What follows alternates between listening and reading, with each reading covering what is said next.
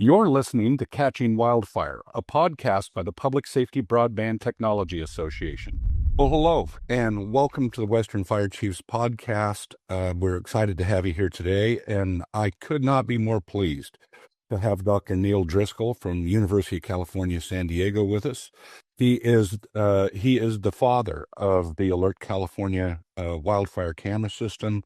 He has had his hands deep in Alert West and the network of universities that cooperate to build what so many of us in the fire service use to keep our situational awareness high in wildfire season. I also have, in addition to Dr. Driscoll, I have a Chief Kim Zagaris, and Chief Z, as he preferred to be called, was head of Cal OES for darn near 2 decades. And if you don't know Chief Z, then you haven't been doing much in the wildfire space. He is iconic, as an understatement, and I'm just grateful to have him with us today. And Dr. Driscoll, I know you prefer to be called Neal. I'm great with JJ, but Chief Z's stuck with that. So I think maybe we just ride that a little bit today, and maybe I kick this off. Neal, let's give you a little bit to talk about. How the heck did you get from your academic background into making such a difference on wildfire issues, and maybe tell us a little bit about how you built Alert California and the larger collaboration. Right. So many people contributed to this process, JJ, and Alert California is a platform to confirm ignition, or in some instances, detect ignition. And it allows firefighters to move these PTZ cameras. We have almost 1,200 now up and down the state. And I just checked, we're 99% online. That's what's critical, is having the confidence that the camera will be working when you need it. So here, these pan-tilt zoom cameras can be moved by firefighters who are onboarded onto our platform. And it allows them to, a 911 call comes into the ECC. They can use the cameras to verify. The cameras are always spinning, so sometimes the cameras pick up ignition before the 911 call. And we define the success of this program as the fires you've never heard about. So they've been suppressed early in their history in the incipient phase so that we have a fighting chance. When did this system start? As JJ alluded, there's been many players. And it goes back to 2000 here at UC San Diego, funding from the National Science Foundation to build a wireless network to bring broadband into the discrete and remote ECCs.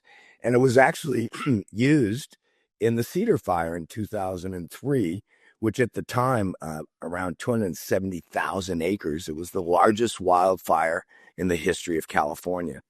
So how did I get involved in this? I'm a geophysicist, geologist. I study earthquakes, paleoseismology, and I build equipment to image the earth. And while we were doing that, we said, why don't we have these stations have many sensors for weather, for earthquake early warning? So here we started building this communication network, and it's just kept growing and getting more robust. And it's due to the team. People are what's critical in any team. They're the resilience. They're the backbone. They're the fiber. And with that, thanks for having me on this podcast, JJ, Chief Z. I appreciate all of what you've done in the firefighting business. So thank you. Neal, who are some of the folks that you are collaborating with? So we have, I made a figure we got invited to the Esri Lightning Talk a couple of weeks ago, and I updated the figure of all the collaborators involved in Alert California. And everybody's logo started getting smaller and smaller because there were so many. And so we have sponsors from the utilities, PG&E, Southern California Edison, SDG&E. We have funding from CAL FIRE. We have federal funding for this. We have state funding. So what's been really good is the stability of this system, and we're funded 3 to 4 years out. So that gives us a chance to innovate. And if you haven't seen our newest camera, working with Axis, we've built a better camera, and it's on the Redlands site. So there's 3 cameras at Redlands. And if you go on and log in, Redlands Camera 3 is this new camera that's near infrared. It can see in poor atmospheric quality. So it can see through that orange smoke that we see in these massive wildfires. And it sees better at night. It allows the AI to work better at night, and you can filter out a lot of the bright lights that aren't fire. And it's been having a real difference. It's changing the playing field, and we're starting to install these along our grid, co-located with the 6075Es, and it's proving to be a much better way, as this podcast is called, to capture early fires. Neal, I know you know well Chief Zach Wells from Kern County, and he's a visionary as well. I know that on some of the Kern County fires, they take a camera out and actually place that on their FirstNet compact rapid deployable. Are those part of your network, or are those similar technologies that Command is using to track the progress of the fire? Yeah, Chief Wells is part of my team. He is an advisor to me. It's really important to have firefighters tell you what they need, not having a professor tell them what they need. And so Zach, working with us and FirstNet, has developed a rapid response vehicle that can be towed out close to the fire. It has an antenna that gets connection with Starlink, and it gives them connectivity. It also gives them imagery that's a different perspective than the camera imagery. So these portable units are, I think, going to play a more important role as we go down this path of trying to mitigate the impacts of these events. So yes, I think that this will become part of our arsenal. We've built also here at UC San Diego an arsenal of rapid response deployed instruments, and we're working to have these distributed up and down the state. But the first of that portable unit is proven to be invaluable. I was actually, when you look at the overall system, and you've been doing this for a while, how many cameras do you actually have out there in the system today, and what are you looking for in the future? Round it up to 1,200, because we'll be there very soon. We're going to probably put in during the fall about another 50 cameras. So here, the exciting thing is that we're putting in arrays of cameras that have different strengths, and they complement one another. And it's, Axis Camera has been critically involved in this and listening to our needs. And we've worked with them to build cameras that have better resolution. So we believe that innovation is going to help us mitigate some of the impacts of these wildfires, these floods. You just look at the Texas floods in the Guadalupe River. Hundreds of people lost their lives. And can we do better? I think we can. Not criticizing the efforts that were, put out there, but I think we can augment that and make it a better result. And Neal, to that, a little bit to that end, right? Sometimes, just reflecting on my career at the Western Fire Chief, sometimes we start things that, it's focused on A, and then pretty soon it's A, B, C, D, and you got the rest of the alphabet, and you're heading into some numbers. And I've noticed that with you, like when you started this, it was fairly small. You had some collaborators. I know University of Oregon, University of Nevada. They collaborated strategically in terms of architecture and some other things. Like, how do you take what has been built and how do you share that with a Texas or somebody else? Like, how do you think about that? So here, what we've done, and we just put up a couple of cameras, 4 to be exact, up in the Tahoe Basin. where we collaborate with UNR. So, and the University of Oregon, they've been critical players. And what we do is fire doesn't know state limits or county limits. So we allow UNR, University of Nevada, Reno, and the University of Oregon, we share cameras that are on the border. So they can look into California, 25 miles, with any of our cameras and use that as they try to mitigate the impacts of these fires. So the buffer can change. If I get a call from UNR that says, would like to have access to these cameras too, we give it to them. The reason this works is I'm a university. I can't make a profit. I'm doing this for the right reason. And the right reason is to save lives, protect property and habitats. And I don't do that. The spear of that effort is our proud firefighters, our brave firefighters, women and men that go out there with flame lengths 20, 30 feet, and they attack these fires. We're just providing technology from the universities at no cost so that they can have situational awareness when they go in to fight these fires. So UNR, U of O, we work with them closely. Any requests they have of our cameras, we honor because it's an open source platform. And I, just broadening that out farther, just with the Texas example, probably goes without saying, if there's another state, if there's another university system that wanted to learn from you and your colleagues, how you did this. So if they want to build their own system, you and your team are always willing to help and share. Yeah, we just put in a series of cameras and to help out starting university effort in Wyoming. And we're not leaving California. Our emphasis, our focus is California. But we allow our technology and our infrastructure to be copied. We provide it to outside states. So here, the exciting part of this is that other states can jump in the game, modest cost, and partner with researchers to make this even more resilient. So, here the thing that's really important is that, we export the technology.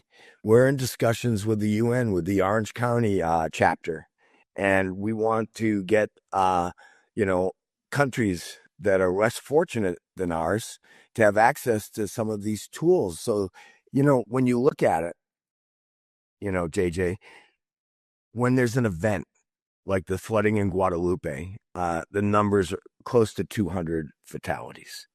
But if that had happened in like Syria, it'd be 2,000, 2,500.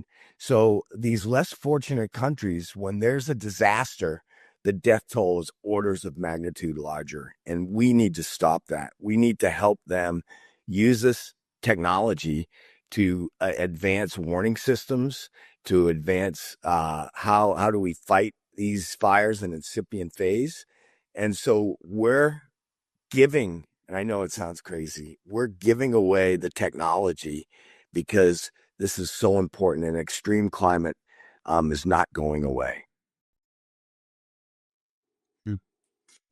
Neal, you've already indicated you've been doing this since 2000, and you had your original vision of the network, and it's evolved. Is it evolved in the way you imagined it, or technology surely is pushing things quicker and faster, different than we're relying upon the internet and the networks there that provide that capability to us.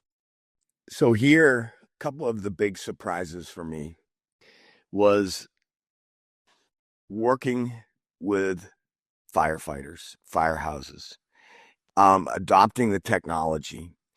And so Chief Zach Wells, Dean Vike, Chief Norton played a really important role in the transition where we were small to now where we have really good view shed coverage, not complete, but good. And so here, the thing is that they helped shape this tool. So the input from firefighters that had 30 years of experience each was able to provide us information. So it wasn't academia telling fire agencies what they need. It was the fire agencies that said, this tool allows us early situational awareness, enhanced situational awareness, and they started using it. We started onboarding people and they got used to the platform. It's very intuitive. And the dispatcher can look immediately and see what the threat is. And they can pass that on to other firehouses that might be bordering this threat. So the surprise I had was going from an academic research motivated platform to a really applied platform that helps firefighters make important decisions based on data. That transition happened much faster than I ever thought. And how are you? Everyone talks about AI, Neal. Like, how how does like AI's evolving so fast? It's difficult even to keep up with what it is. What it's going to be has got to be affecting how you look at your network. Can you talk a little bit about what you're doing in that area? Yes. So first, with AI, Digital Path working with us using our cameras, and AI is only as good as the quality of data it's fed and the quantity. Okay. And then it self learns. And here's what we've done where I think the AI is very powerful. The minute you say AI, the first question you get, gentlemen, is it going to cost jobs? Okay. That's the first question you get. Is this going to, impact the job market? And in our application, no. We will always have a subject matter expert, a firefighter in the pipeline from AI detect to verification to alert. We will never remove that human component because we need to keep noise down and false positives down. And so it's critical in our application of AI. It's allowing watch standard fatigue to be minimized. And it's also what it's doing is we're providing subject matter experts to train our AI. How fortunate am I as an academic to have experts every day challenging, testing, vetting our AI model?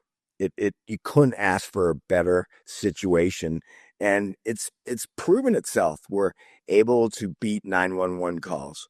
We're able to allow sometimes we've had the firefighters back in the house with no 911 calls. But I want to keep this in perspective. So from our view, from what I've been informed from all the firefighters, and I go to the firehouses, is that it's not beating the 911 by a minute or so that's critical. It's the enhanced situational awareness during an event. And, a perfect example is a battalion was going up Diablo Mountain, and they would have made a left on the first dirt road, which they thought, but looking at the cameras and the situational awareness, the dispatcher was able to say, no, you want the second left, which saved them hours getting to the fire. So it's when you're right on top of things, it's hard to make decisions where the cameras allow you to pull back and get more context. And so we believe that's the real strength of the Alert California is the enhanced situational awareness from the start of the event through the event to closure of the event. So we put cameras on the drainage basins in Sierra Madre during the last fires last January and the atmospheric rivers because we were concerned a cascading event like Montecito might happen again. Montecito, 23 people lost their lives overnight. Okay.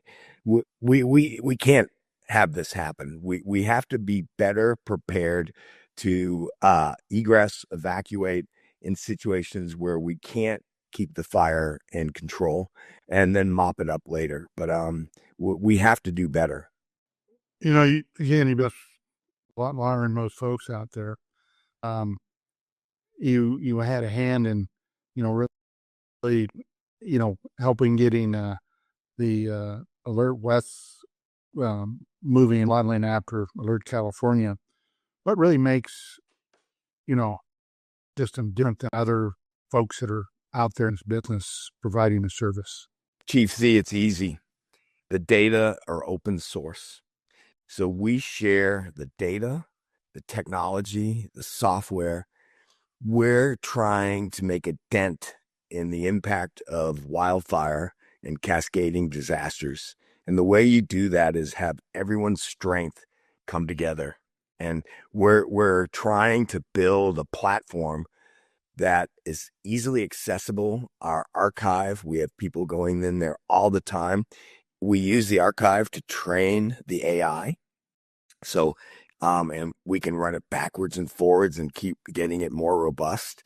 So the difference between our platform and other platforms that are out there is we share the data with everyone. And data are only as good as the amount of people they touch. Yeah. We had talked a while back that primarily everybody, thinks of this as what we do on the public safety side, the specialty, because you have open access. It also impacts, our citizens and our visitors here as well. So here, I refer to Alert California as a multi-hazard platform. And Doug Toomey up in University of Oregon has developed an early warning system for that thrust fault, Cascadia, and he's done a knockout job. And he shares that with people in California, where we're more likely to have a strike slip fault. They're more likely to have a subduction fault. And subduction relating faulting in the Kamchatka region yielded an 8.8 magnitude earthquake, the sixth largest earthquake ever recorded. But nobody lives there, so the fatalities were low. But if that had happened in Oregon, Doug Toomey's team would provide early warning. And the early warning is only as good as the network you have. And if the earthquake happens right under you, there's no warning. Okay. But as it ruptures, areas that are farther away might have minutes. And you think that can't be that different, can't impact the outcome. Yes, it can. Those first few minutes allow people to shut off power supplies, gas and water, maintain pressure. There's so many things that can be done as early warning before the big one hits. So I think that's a public safety concern. I think the flooding is a public safety concern, these atmospheric rivers. The thing that I see in my 30 years of being a scientist is this extreme climate, the words you hear, think about them: unprecedented, whiplash, largest, longest, strongest. We're in an age where the weather is being heightened, the impact, the fronts, the tornadic activity, the heat waves that we just experienced over the Northeast. All of these things are impacting populations, whether they're coming to California, visiting California, or other areas. So back to your question, Chief C, I think Alert California provides information to all sorts of safety officers. Like, we work with Cal OES, we work with Cal Fire, we work with the contract counties, the regular counties, the forests. So here's something that I'm really excited about. So if I can just digress for a minute and talk to you about this, I hope I answered your question, Chief Z. But before I forget this thread, so Region 5, for people that don't know, for the forestry, are the western states. And we have just signed a 30-year lease with the Western State Region 5 forests to put our cameras on lookouts. So we're breathing new life into 1930 technology, a lookout. and we're putting our cameras there. And one of the volunteers in the lookout said, "Is this going to cost me my job?" And I said, "No, this is going to allow you to do your job better. AI for good, not AI for bad." And the cameras are providing us enhanced situational awareness so that at night there's still someone in the lookout. And during the day, there's someone in the lookout. And you can help train the AI. You're pivotal in this process. And when she heard that, I wasn't the bad guy anymore. That's amazing. I love it.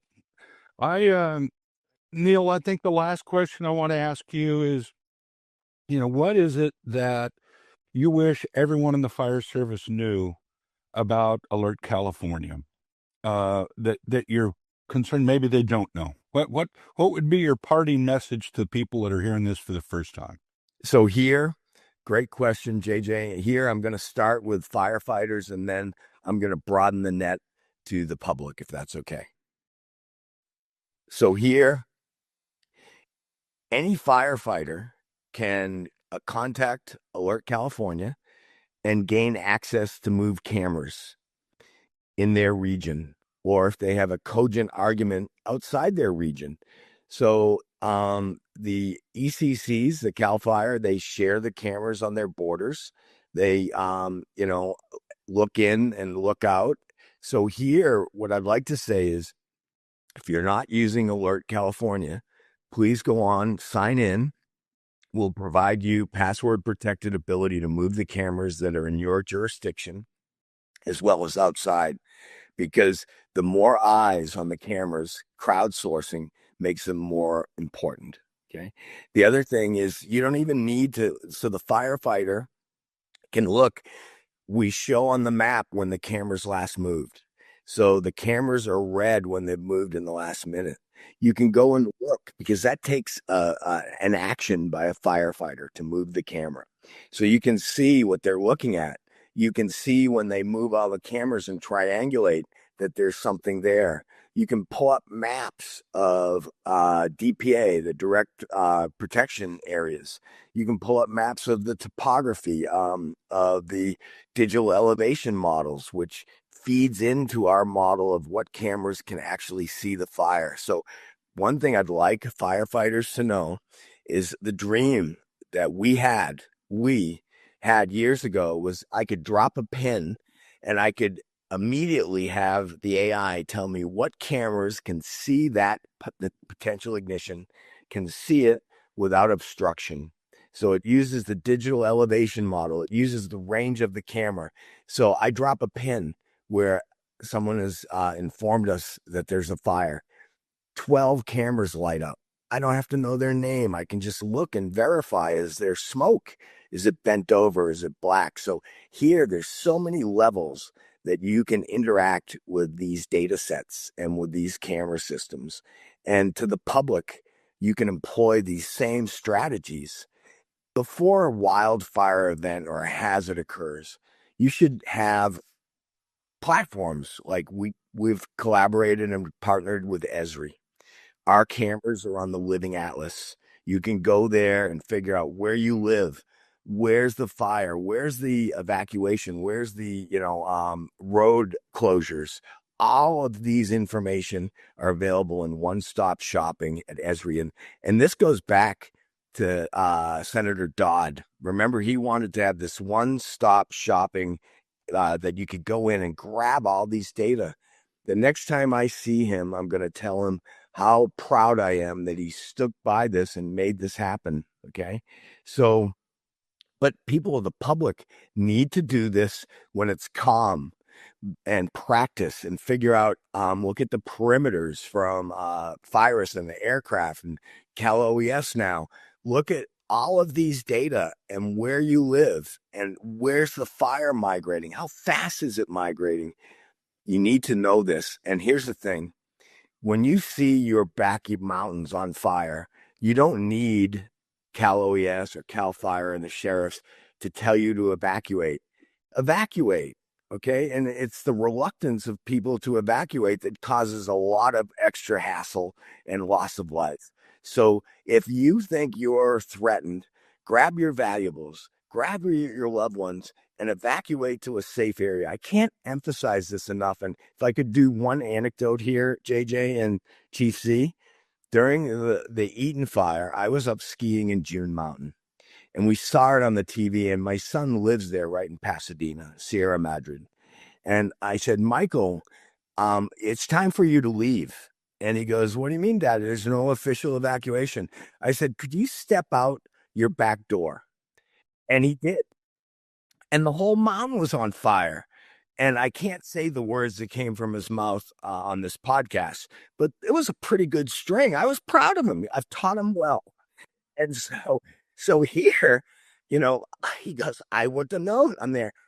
Your dad developed this system so that you could be prepared. You could use data to drive decisions. I said, grab your fiance and the dog and the 2 vehicles and anything else and get out of there, because the 210 is going to be a parking lot. And so I said, go to our house down in Escondido. So I told him, I said, 210, 57, 71, 91, 15, go now. And he was reluctant to go. He characterized everything that I'm trying to illuminate. Self-evacuate. Please, people, you use these data and inform yourself and evacuate if you feel threatened. That's great words, Neal. Appreciate it. Chief Z, any last words before I close this out? One last thing for Neal, actually, and I think JG agreed with me. We just love working with the UC San Diego, not only on the camera part here, but Fire Lab itself has done some really good things. And when Neal talked about being able to put a pin on that and cameras, the wildfire program is an example that comes out of the lab there that helps us with modeling. It's just another, I think, Neal, another great example of not only your shop, but that shop working together with us in public safety to really change where things have where things were and where things have gone. And, between that pin being dropped and the crucial modeling, making sure you're pretty much on target, but, the cameras and fires and how all that kind of, comes together. So, thank you for bringing that up. So here at UC San Diego, we have the Wi-Fi platform, and we share our data with them. And what's exciting is that with computational time, supercomputers, desktops, it's hard to believe that a whole building back 30 years ago was less powerful than your cell phone with computers and everything else. So the thing that's really exciting is that these models can be run quickly, and then they can feed back into decisions, evacuation decisions, where to maybe increase the fire break. Where's the fire going to be in 2 to 3 hours? And we can now bounce back and forth with the data. So we're getting early detects. We're beating 911 often. We're having instances where 911 is not even called in, but there's still the 911 and confirming and having subject matter experts vet it. And then we drop the pin, and then it immediately goes to all of these modeling platforms. And the exciting part is that through modeling, maybe we get this fire wrong, but we can look back and say, why did we get it wrong? What were those local wind conditions? Because Meso-West and the wind conditions, winds that are 5 miles away from you might not have any, it might be very different than what's right at the fire front and in these valleys and channels. So what we need to do is we need to densify some of our weather stations, and we're trying to do that on our Alert California. And we need to have better interaction with modelers so that we can have predictions that are 10 minutes out, 30 minutes out. Is this fire going to explode? What are the regional wind conditions? What are the local wind conditions? What's the moisture content of the fuels? All of these things feed into these models. And what's exciting is that the results of a model are much faster and can be put to the, dispatcher people in the field, and they can use data to drive decisions. So great question, Chief Z. And remember, it takes a village, and we have over 100 collaborators, and each one is pulling their weight, and it makes a difference. It does. I'm glad you mentioned the collaborators. There's a lot of people that have helped get us here. Chief Brian Fennessy, Chief Mark Niemeyer, Chief Chris Tubbs, and Chief Meston of Cal Chiefs, Chief Bob Roper, who, you know, he was early in, you know, trying to build ready, set, go. Chief Tyler's, so many people that we need to thank for their early work. But Neal, thank you for what you and your team have built. You're always so humble, but it had to be led, and you've done a remarkable job of leading it. I'd also like to thank FirstNet and the Western Fire Chiefs for being our sponsors today, and I want to thank you for spending time with the public safety community, and we look forward to seeing what you're doing next. So thank you. Thank you for having me, and I think that, again, without the team, we wouldn't be here today. Correct. Thank you, everybody, for joining us for today's podcast.